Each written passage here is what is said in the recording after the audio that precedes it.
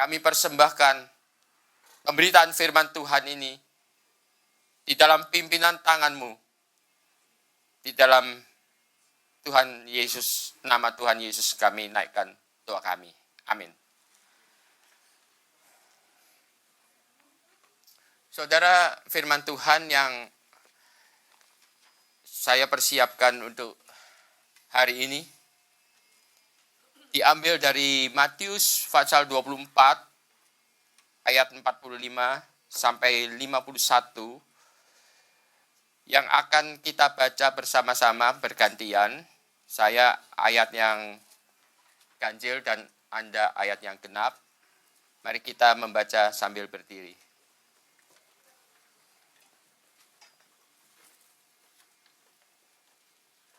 Matius 24 ayat 45. Demikianlah firman Tuhan. Siapakah hamba yang setia dan bijaksana, yang diangkat oleh Tuannya atas orang-orangnya untuk memberikan mereka makanan pada waktunya? Berbahagialah hamba yang mendapati tuannya melakukan tugasnya itu ketika tuannya itu datang. Aku berkata kepadamu, sesungguhnya tuannya itu akan mengangkat dia menjadi pengawas segala miliknya. Jahat dan berkata di dalam hatinya, Tuanku tidak datang-datang lalu ia mulai memukul hamba-hamba lain dan makan minum bersama pemabuk-pemabuk. maka tuan hamba itu akan datang pada hari yang tidak disangkakannya dan pada saat yang tidak diketahuinya, Dan akan membunuh dia dan membuat dia senasib dengan orang-orang munafik. Di sanalah akan terdapat ratapan dan kertakan gigi. Sampai di sini pembacaan firman Tuhan. Berbahagialah kita sekalian yang masih diberikan kesempatan oleh Tuhan untuk mendengarkan akan firman Tuhan ini, lalu menyimpan dalam hati serta melaksanakan di dalam kehidupan sehari-hari. Haleluya. Haleluya. Haleluya.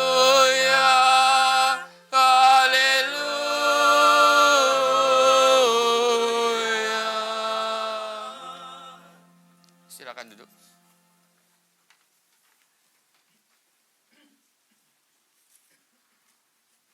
Saudara-saudara yang dikasihi oleh Tuhan Yesus Kristus, saya teringat akan sebuah pepatah Indonesia yang sangat terkenal, di mana pepatah itu berbunyi, sesal dahulu pendapatan, sesal kemudian tidak berguna. Anda tentu masih ingat apa artinya, bukan? Yaitu kalau kita diberikan satu nasihat atau satu peringatan, tidak kita lakukan, saudara, maka tidak akan ada artinya bagi kita, walaupun kita menyesal. Sebaliknya kalau kita mengikuti akan nasihat itu, saudara, dan peringatan itu, maka kita akan dapat menghindari sesuatu yang tidak kita ingini, misalnya satu musibah terjadi. Nah, karena itu dikatakan bahwa sesal dahulu adalah pendapatan dan sesal kemudian tidak berguna, dalam pengertian bahwa kalau kepada kita diberikan satu peringatan atau satu nasihat, perhatikan dan laksanakan nasihat itu atau peringatan itu. Sebab kalau tidak, ketika sesuatu yang tidak kita inginkan terjadi atas kita, yang sudah diperingatkan sebelumnya, maka walaupun kita menyesal, walaupun kita nangis, bagaimana saudara, itu tidak akan dapat merubah sesuatu yang sudah terjadi. It happens. Dan kita harus menanggung akibatnya. Tetapi saudara, celakanya, saudara, manusia seringkali punya kecenderungan untuk tidak percaya akan nasihat atau peringatan yang diberikan untuk menghindari sesuatu musibah. Seringkali mereka itu cenderung untuk tidak mempedulikan nasihat atau peringatan yang diberikan. Sehingga seringkali saudara kita lihat bahwa musibah terjadi, walaupun sudah diperingatkan sebelumnya. Dan kalau itu sudah terjadi, saudara, seperti yang sudah saya katakan tadi, menyesal pun tidak ada gunanya. Akibat buruk pasti akan kita alami. Dan dalam tanda petik kita akan nikmati. Karena kita tidak mau mendengarkan nasihat atau peringatan yang diberikan sebelumnya untuk menghindarinya. Sebagai contoh, saudara, saya akan mengajak saudara untuk melihat nenek moyang kita yang pertama, yaitu Adam dan Hawa. Kepada mereka Tuhan sudah memberitahukan dan memberikan peringatan bahwa semua buah dari pohon yang ada di Taman Eden itu boleh mereka makan, tetapi hanya satu yang berada di tengah itu tidak boleh mereka makan. Sebab kalau mereka makan itu, mereka akan mati. Saudara sudah dikasih peringatan, dikasih konsekuensinya, tapi dilakukan juga. Nah, ini satu contoh, saudara. Dari nenek moyang kita sudah begitu. Memang kita itu punya sifat pemberontakan. Kita punya sifat tidak percaya. Kita punya sifat mau coba-coba. Apa benar nasihat itu? Mungkin tidak seperti apa yang disampaikan. Sehingga dari situ, saudara, kita melihat mulai dari Adam, kita mengalami hal yang sama. Seringkali ada satu nasihat untuk menghindarkan kita dari kecelakaan, kita langgar. Dan akibatnya kita jatuh di dalam kecelakaan itu. Contoh yang lain adalah istri Lot. Saudara, pada waktu Tuhan memperingatkan keluarga Lot untuk keluar dari Sodom dan Gomora, maka dikatakan, kamu harus pergi, nggak boleh menoleh ke belakang lagi. Tinggalkan itu semua. Tapi apa yang terjadi? Istri Lot tidak menghiraukan nasihat itu. Tidak menghiraukan peringatan itu. Dia masih kepingin lihat bagaimana harta rumahnya dan segalanya yang ditinggalkannya. Dan dia menoleh. Dan akibatnya kita tahu. Dia menjadi patung garam. Kemudian saudara, kita lihat lagi di dalam peristiwa Nuh. Pada waktu Nuh membangun kapal di puncak gunung, dia sudah menyampaikan peringatan kepada orang-orang pada waktu itu supaya mereka bertobat. Dan apa yang terjadi, saudara? Mereka mentertawakan Nuh. Mentertawakan akan ancaman yang Tuhan berikan melalui Nuh kepada mereka yang tidak bertobat.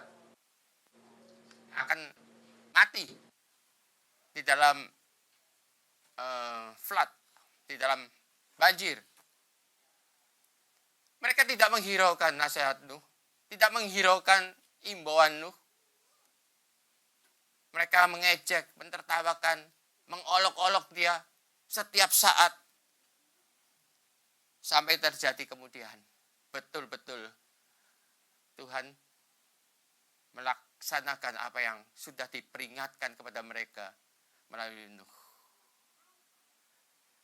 Orang Israel, saudara, di sekitar 500 tahun sebelum Masehi, sebelumnya sudah diperingatkan oleh Tuhan melalui nabi-nabinya, supaya mereka bertobat, kalau tidak mereka akan dibuang di Babel. Mereka tidak mempedulikannya. Dan kita tahu, saudara, hal itu juga terjadi atas diri mereka. Saudara, itu yang kita lihat di dalam kecenderungan manusia. Seringkali pada waktu nasihat atau peringatan itu diberikan, mereka tidak memandangnya. Mereka tidak menghiraukannya. Tetapi kalau sudah terjadi, baru, waduh, coba dahulu, saya ngikuti nasihat itu kan nggak terjadi seperti ini. Sekarang saya mau bertobat, saudara, walaupun bertobat, ya ada akibatnya yang harus dialami. Seperti Adam, ya kita bisa diampuni dosa-dosa kita karena kematian Kristus untuk mengganti itu semua. pada waktu kita bertobat. Tetapi akibat jeleknya saudara tetap harus kita alami. Seperti kehidupan yang meskipun sudah dijadikan kehidupan kekal, tetap kita harus ketemu dengan maut satu saat di dalam kehidupan kita. Juga kehidupan tubuh kita setiap hari makin menjadi mendekati kehancuran. Itu akibat dosa. Segala macam penderitaan di dunia ini harus kita alami. Walaupun secara status kita sudah dirubah. Itu akibatnya saudara. Kalau nasihat Tuhan itu tidak diikuti. Nah, di dalam perikop yang baru kita baca tadi, kita melihat satu peringatan, satu nasihat yang diberikan kepada para murid oleh Tuhan Yesus. Para murid yang adalah hamba-hambanya di dalam perikop yang kita baca ini, saudara. Di dalam menantikan kedatangan Tuhan Yesus sebagai Tuhan yang kedua kali, di sini ditegaskan oleh Tuhan Yesus, diharapkan, required. Untuk apa? Untuk menantikan dengan tetap bekerja menjalankan tugas mereka. Mereka tidak diperbolehkan untuk tidur. Di dalam perikop ini dengan jelas sekali dikatakan bahwa berbahagialah hamba yang didapati tuannya melakukan tugasnya ketika Tuhan itu datang. Jadi pada waktu Tuhan ini pergi, yaitu yang mengandaikan itu dengan kepergiannya sendiri ke surga, meninggalkan kita. Maka pada waktu, tenggang waktu antara dia berangkat ke surga sampai dia pulang kembali, maka di sini dikatakan kita adalah hamba-hambanya dan berbahagialah kita. Kalau kita didapati oleh Yesus pada waktu ia kembali, kita berada di dalam keadaan bekerja buat Tuhan. Saudara, itu yang menjadi kehendak Tuhan. Bahwa di dalam kita menantikan kedatangannya, kita harus melakukan tugas kita masing-masing. Dan kita tidak tertidur. Karena itu saudara, bila Tuhan kita datang, yaitu Yesus, meskipun sudah lewat tengah malam sekalipun, kita sebagai hamba-hambanya tetap harus diketemukan oleh Tuhan di dalam keadaan aktif, bekerja buat Dia, dan siap untuk melayani Dia setelah Dia datang. Masalahnya saudara, kedatangan Yesus yang kedua sebagaimana digambarkan di dalam perumpamaan ini bersifat sangat-sangat mendadak. Di dalam ayat yang ke-30 saudara, di situ tertulis, maka Tuhan hamba itu akan datang pada hari yang tidak disangkakannya dan pada saat yang tidak diketahuinya. Saudara, kita lihat ini, Tuhan ini tidak mempunyai jadwal yang jelas kepada para hamba-hambanya. Dia akan datang sewaktu-waktu. Harinya kapan? Enggak ketahui. Saatnya kapan? Juga tidak ketahui. Jadi di sini jelas sekali saudara bahwa karena kedatangannya ini bersifat mendadak, sangat mendadak, maka sama sekali tidak dapat hamba-hamba itu memprogram waktu untuk bekerja buat Tuhan dan waktu untuk mereka tidur. Tuhan sengaja memberikan cara seperti ini, saudara, supaya ia mendapatkan hamba yang betul-betul setia, yang tetap menjalankan tugasnya terus-menerus selama ia tidak berada bersama-sama dengan mereka. Dan di sini dikatakan untuk hamba yang tidak menjalankan tugasnya, maka celakalah dia. Karena didapati tidak setia menjalani tugas pada waktu ia ditinggal dan tidak siap melayani dia pada waktu Tuhan datang. Dan hamba itu di sini dikatakan akan menghadapi konsekuensi yang fatal. Seperti yang digambarkan di dalam ayat 31 di mana dikatakan, dan akan membunuh dia dan membuat dia senasib dengan orang-orang munafik. Di sanalah akan terdapat ratapan dan kertakan gigi. Saudara, kalau kita membaca ayat ini, maka ada kemungkinan besar, saudara, kita akan terkejut dan bertanya-tanya. Apa nggak salah? Mengapa di sini dikatakan bahwa kalau hamba itu pada waktu ia datang, pada hari yang tidak disangkakannya dan pada saat yang tidak diketahuinya, maka Tuhan Yesus yang adalah juru selamat akan membunuh orang yang menjadi hamba Tuhan. Hambanya, yaitu orang Kristen. Dan membuat dia senasib dengan orang-orang munafik. Dan di sanalah akan terdapat ratapan dan kertakan gigi. Ini yang seringkali dipermasalahkan, saudara. Karena apa? Ada dua masalah di sini, saudara, yang dipermasalahkan. Yaitu yang pertama, siapa hamba yang dimaksud itu?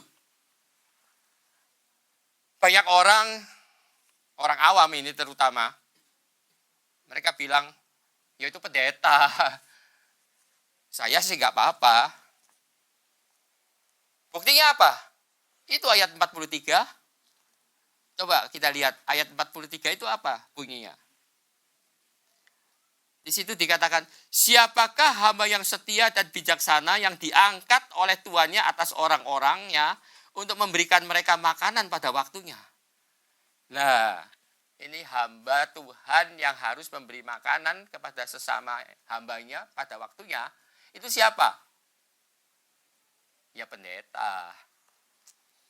Jadi nggak apa-apa ini memang untuk pendeta nggak boleh harus hati-hati. Nanti konsekuensinya seperti ini. Kalau kita hamba-hamba yang harus diberi makan. Jadi nggak apa-apa. Saudara, benarkah demikian, saudara? Memang kalau dilihat dari sini, saudara, dan dilihat dari titik pandang orang awam, ya memang begitu.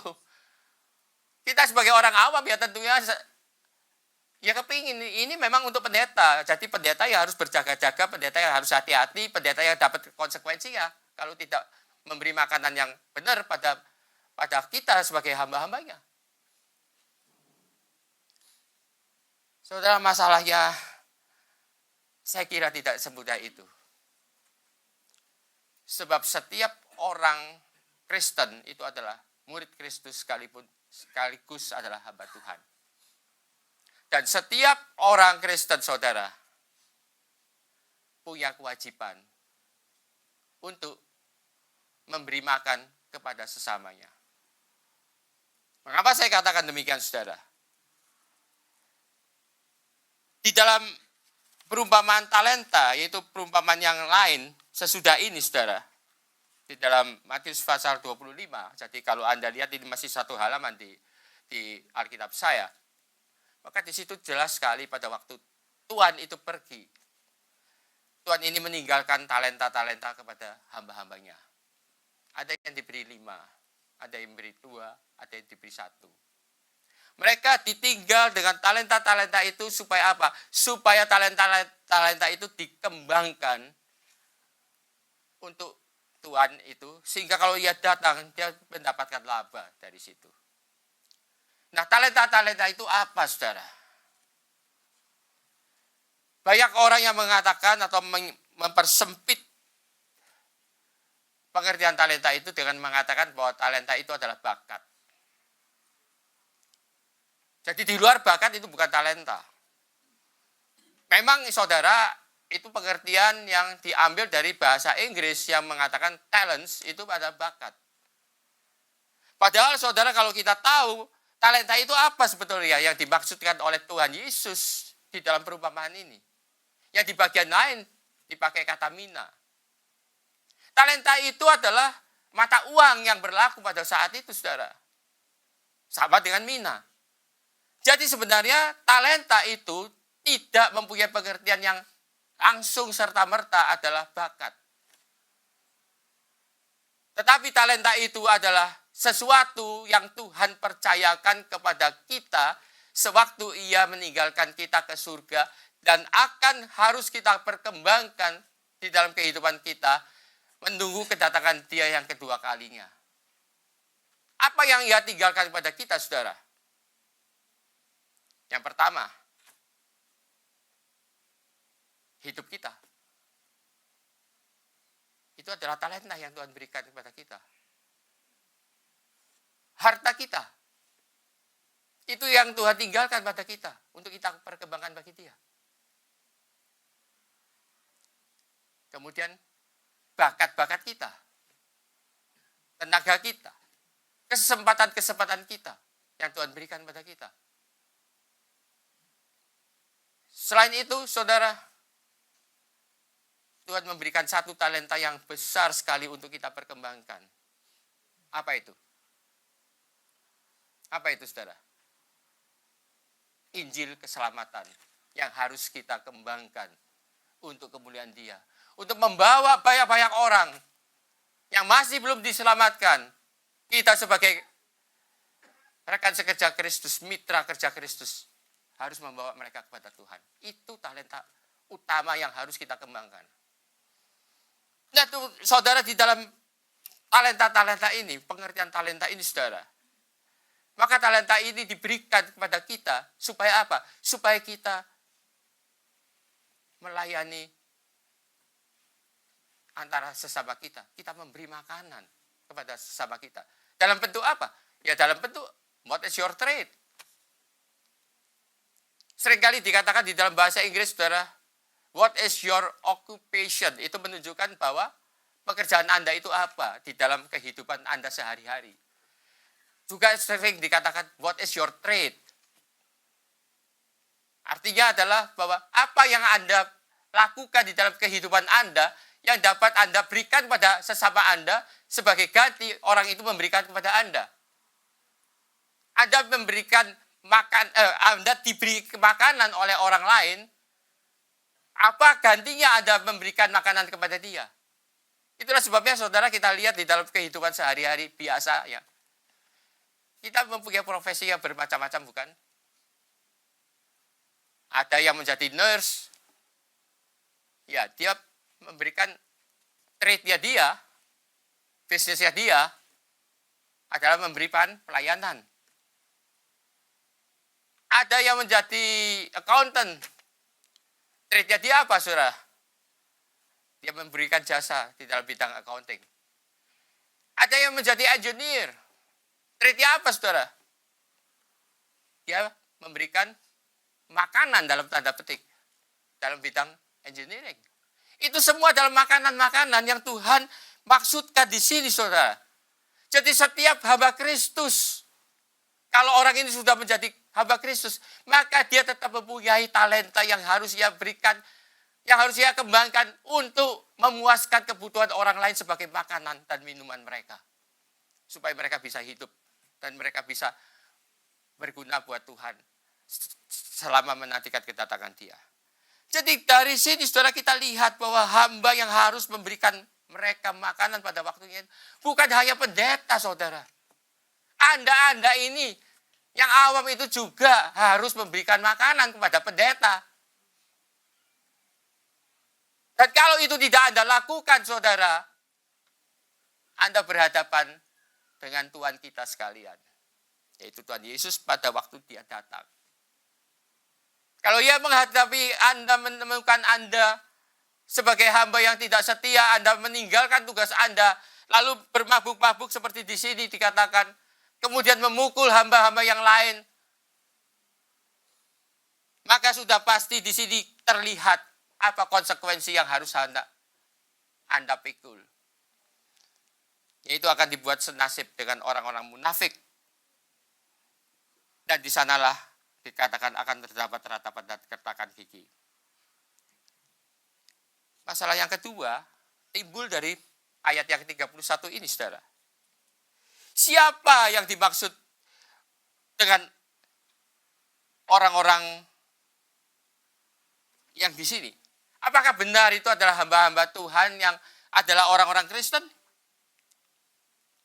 Bagaimana dengan Yohanes 10 ayat 28 yang mengatakan bahwa sekali orang itu menjadi domba Kristus, maka selama-lamanya dia tidak akan binasa. Bukankah ini tidak konsekuen? Katanya menjadi domba Kristus, whatever happen, Tuhan jaga, Tuhan ampuni, dan Tuhan lindungi. Sehingga bagi mereka sekali terima Yesus sebagai juru selamat, sekali jadi domba Yesus, tidak pernah akan binasa untuk selama-lamanya. Kalau kita lihat ayat 31, bukankah ini bertentangan sekali? Ini orang Kristen. Kenapa kalau didapati tidak setia pada waktu kedatangannya yang kedua kali ya ini? Tuhan Yesus akan membunuh dia dan membuat dia senasib dengan orang-orang munafik.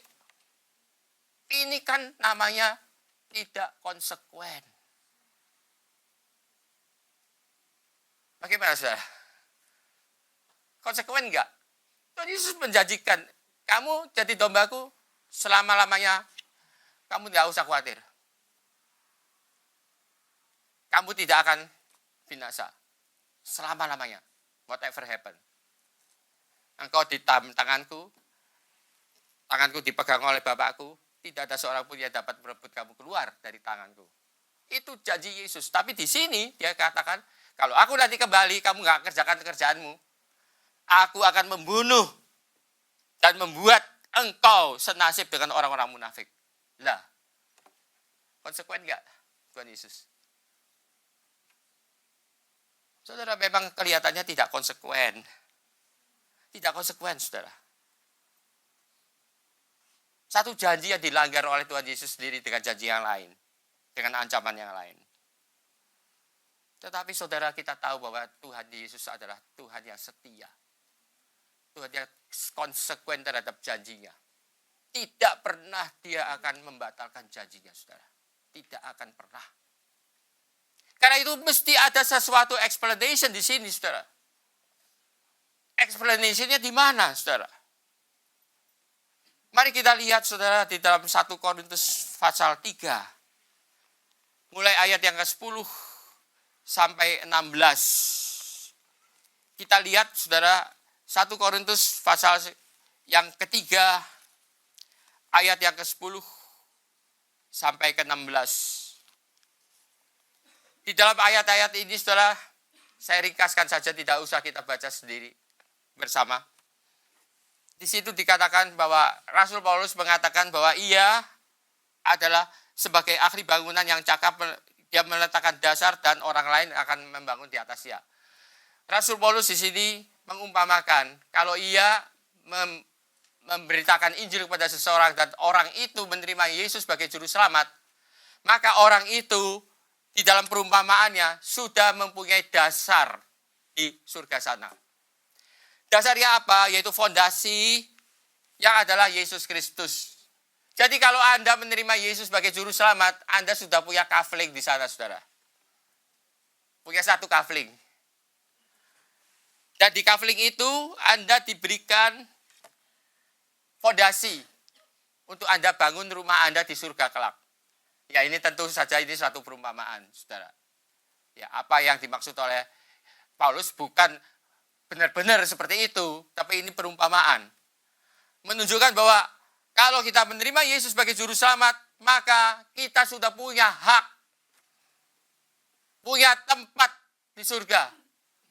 Paling tidak fondasinya sudah diberikan kepada kita sekalian, yaitu Yesus Kristus sendiri. Nah, tetapi bagaimana bentuk rumah dan kualitas rumah itu yang akan Anda bangun, itu tidak tergantung dari Yesus. Itu tergantung dari Anda sendiri.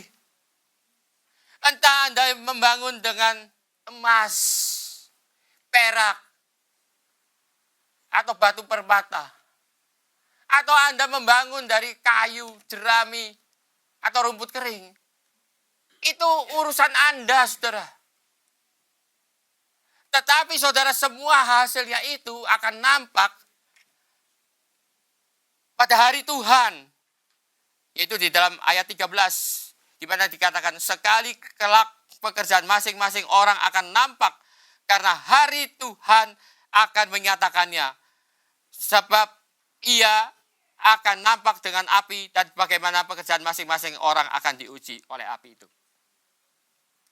Istilah hari Tuhan di sini, saudara, adalah istilah yang sama yang dipakai tadi di dalam 1 Tesalonika 5. Hari Tuhan akan datang, ayat 2. Itu kedatangan Kristus yang kedua kali. Jadi event yang di-describe di sini ini sama. Juga sama dengan kedatangan Tuhan Yesus yang kedua kali di dalam perumpamaan talenta. Itu juga hari Tuhan. Dan juga sama seperti apa yang dimaksud di dalam perikop yang tadi kita baca. Jadi saudara, di sini kita rupa-rupanya melihat description apa yang akan terjadi pada hari Tuhan. Yaitu pada hari Tuhan, pada waktu Yesus datang kedua kali, maka di sini ia akan menguji bangunan kita yang kita bangun. Entah kita bangun itu dengan emas, perak, atau batu permata, yaitu dengan pelayanan kita yang baik untuk Tuhan, dengan buah-buah Roh Kudus yang keluar dari diri kita, dengan sikap yang mengasihi sesama kita, dan seterusnya. Itu sama dengan kita membangun rumah kita dengan bahan emas, perak, dan batu permata.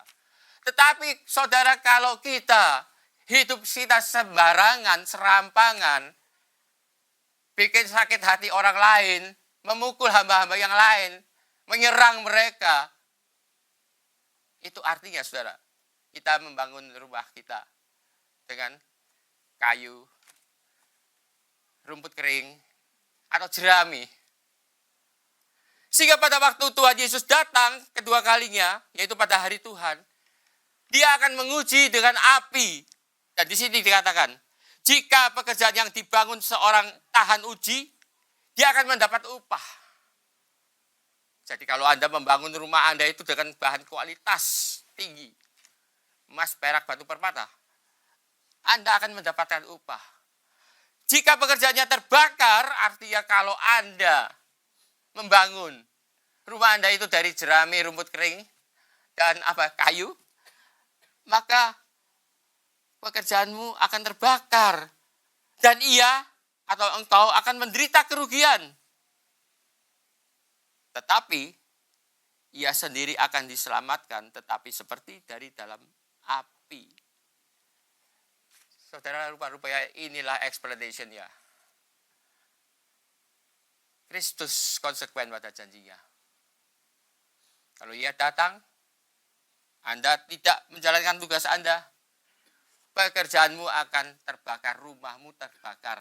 Tetapi di sini dikatakan apa? Engkau sendiri akan diselamatkan, tetapi seperti dari dalam api.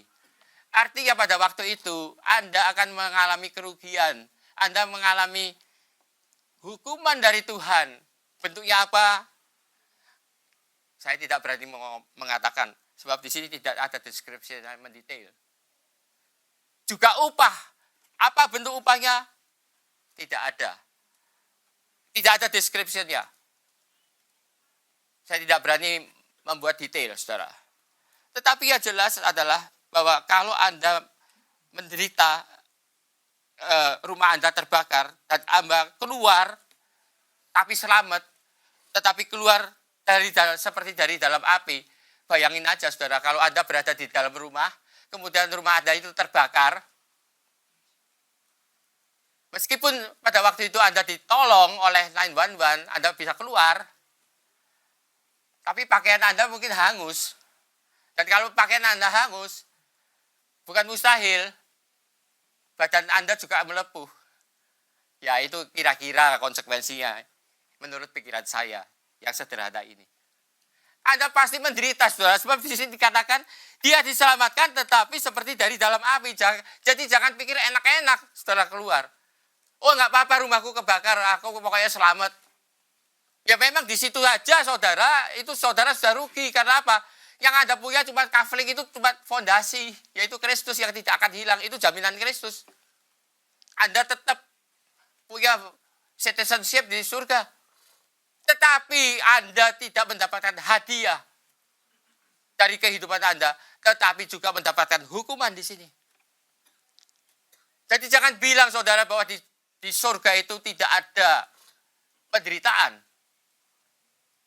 Tidak ada tangis, tidak ada air mata.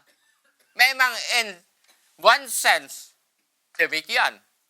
Penderitaan seperti yang di dunia ini tidak ada. Tetapi ada kekecewaan, saudara. Ada hukumannya seperti ini. Dia diselamatkan, berarti dia di surga. Tetapi seperti keluar dari dalam api, rumahnya kebakar. Rumahnya kebakar di mana? Ya di surga. Jadi saudara, inilah konsekuensi kalau Anda selama menantikan kedatangan Kristus yang kedua kali, hidup serampangan. Hidup tidak peduli akan firman Tuhan. Tidak peduli akan tugas Anda untuk mengembangkan talenta Anda. Talenta Injil, talenta waktu, talenta bakat, talenta tenaga, talenta apapun untuk kemuliaan Tuhan. Kalau Anda tidak melakukan itu, saudara, pada waktu Tuhan datang kembali, konsekuensi yang harus Anda hadapi sudah dituliskan di sini. Hari ini, saudara, dikala kita baru saja merayakan peringatan kedatangan Kristus yang pertama, janganlah kita terbuai. Jangan kita pikir, oh Tuhan Yesus datang untuk menyelamatkan saya, dan that's it. Saudara, kedatangan yang pertama memang untuk itu. Dia datang sebagai bayi yang tidak berdaya, yang nantinya akan menjadi domba yang disembelih untuk menjadi korban bagi penebusan Anda dan saya. Itu kedatangannya yang pertama. Tetapi kedatangan yang kedua, saudara, bukan sebagai bayi yang tidak berdaya. Kedatangan yang kedua adalah sebagai raja. Raja yang berkuasa sebagai hakim yang akan menghakimi kita sekalian. Nah, saudara, sudah siapkah kita di dalam menantikan kedatangan yang kedua? Sebab apa yang didescribe di dalam perikop yang baru kita baca tadi, itu yang akan diberlakukan kepada saudara dan saya. Maukah kita untuk tetap setia bekerja bagi Tuhan dengan cara mengembangkan talenta-talenta kita di dalam menantikan kedatangan yang kedua? Otherwise, hukuman yang severe menanti kita. Maukah kita? Mari kita renungkan. Amin.